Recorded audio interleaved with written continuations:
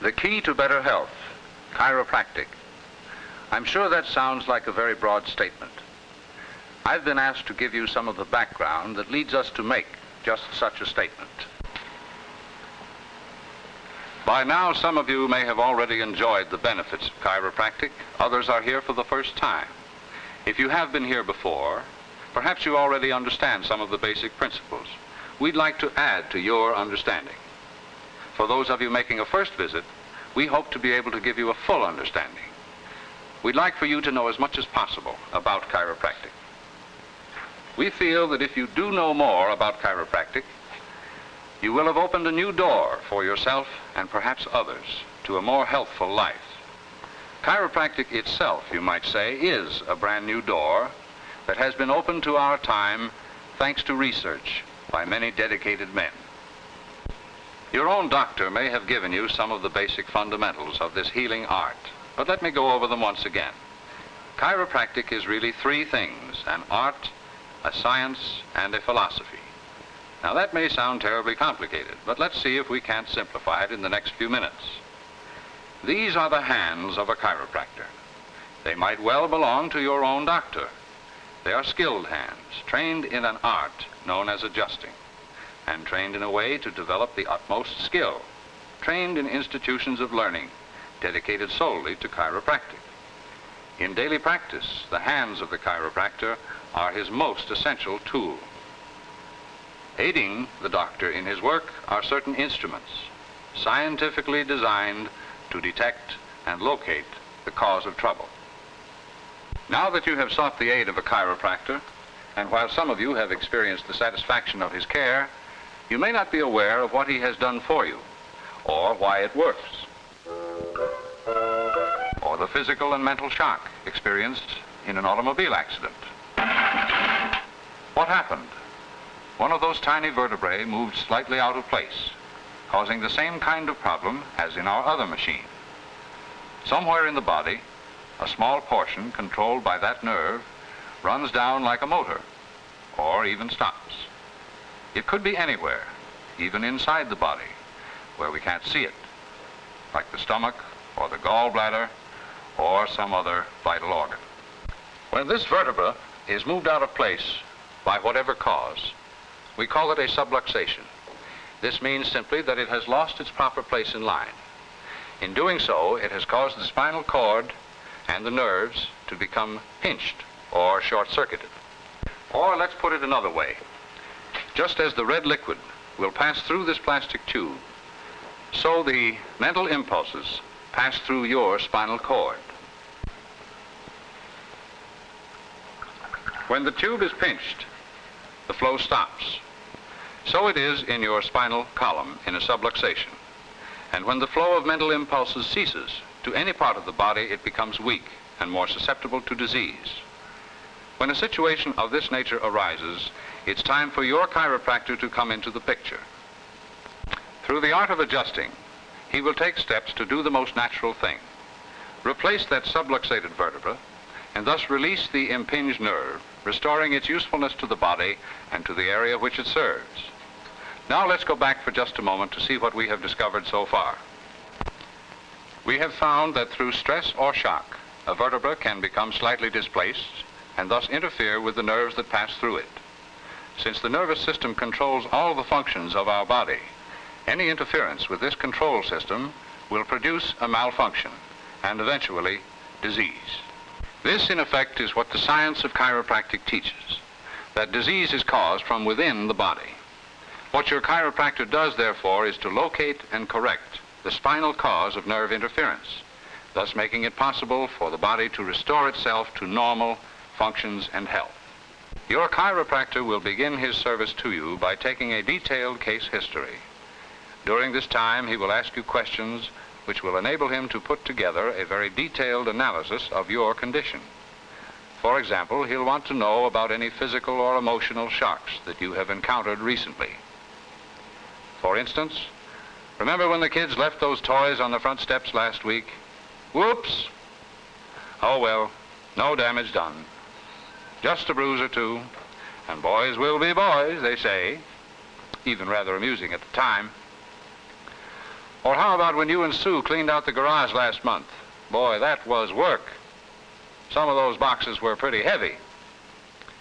Remember just yesterday, you were getting those things out of the car and you stood up too quick? Ouch. Oh, but those were just little things. The bruises are all gone, and not even a lump on your head from yesterday. Come to think of it, though, that's why you are here. That headache that just wouldn't quit, even after all those aspirin. Well, friend, reflect just a moment on our human machine. After getting as many facts as possible about your case, your chiropractor will want to observe even more things. He will carefully note how you walk, how you stand, generally whether you have good or bad posture. For this too can affect your spinal column, and as we have found, your health. His eyes and fingers are particularly sensitive to the slightest distortion or abnormality that may indicate a cause of trouble.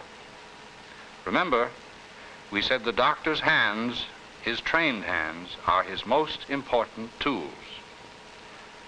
After his initial observation, the chiropractor will use a technique known as spinography to check his findings.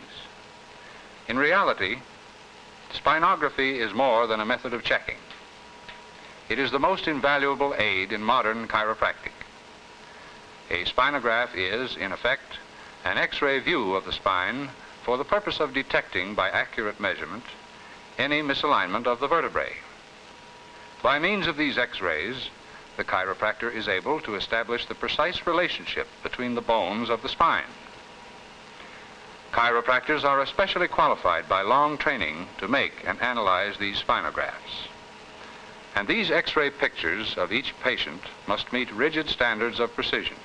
The doctor's analysis of this material must also be exact, for it will be the basis for determining the correct adjustment for a particular case. Also in use by today's chiropractor are other instruments of detection. Actually, they are heat detection devices, extremely sensitive. When a subluxation or misalignment occurs, heat is generated by the muscles controlling those vertebrae affected.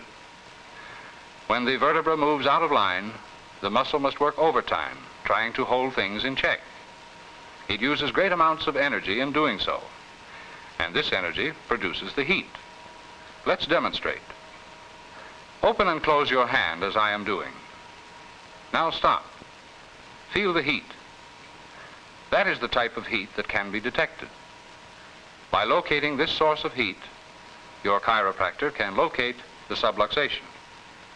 Some chiropractors make use of other scientific devices to locate the subluxation. These same instruments will later tell the chiropractor if improvement has been made after an adjustment. After the analysis has been completed, and only after the chiropractor has determined accurately where the trouble lies, will he begin the steps in adjustment. Adjustment, by definition in chiropractic, is a skillful thrust of the hands in contact with the subluxated vertebra to correct its position and remove nerve interference. As we have stated before, the hands of a chiropractor are his most valuable tools. When they are used to make an adjustment, they become a uniquely controlled instrument with our human machine. As an example, these two small bones at the base of the skull, called the atlas and axis vertebrae, are common points of subluxation. When they are in correct alignment, they are as we see them here. If they become misaligned or subluxated, they may look like this. To correct or adjust the misalignment, the chiropractor will use his hands, placing them in such a way as to contact the misaligned vertebra. Then a gentle force is brought to bear, starting the vertebra on its way to its correct position. The recoil action of the body will assist in bringing the vertebra back to its correct position. To someone watching an actual adjustment, it would appear something like this. When the adjustment is complete, the nerve pressure caused by the misalignment will be removed, and the flow of nerve energy may return to normal. Among the different things you will find in a chiropractor's office are these adjusting tables. Their unusual shape has a reason. They are designed according to the specialization of the chiropractor and to allow your body to rest correctly during an adjustment. Just as a dentist's chair allows you to sit correctly as he works on your teeth.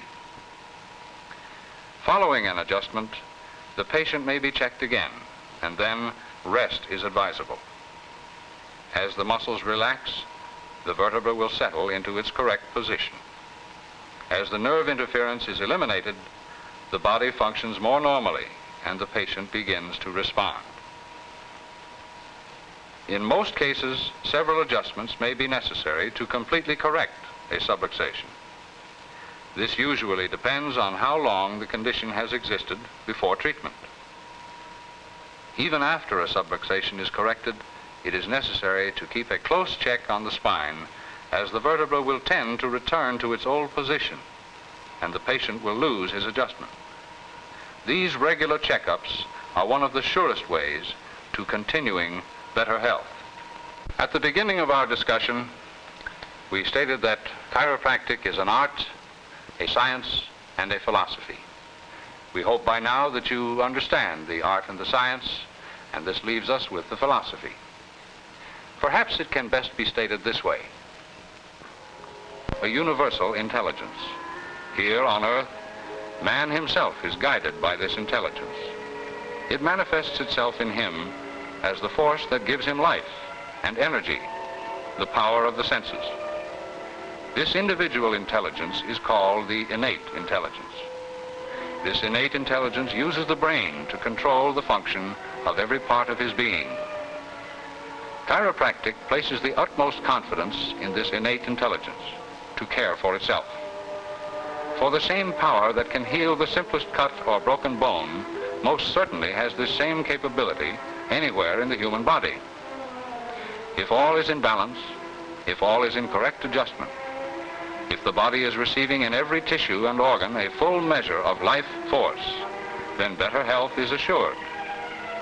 The purpose of chiropractic care is to aid the innate intelligence by keeping the nerve system free from interference, thus removing the basic cause for disease. A full understanding of this purpose can be your key to better health.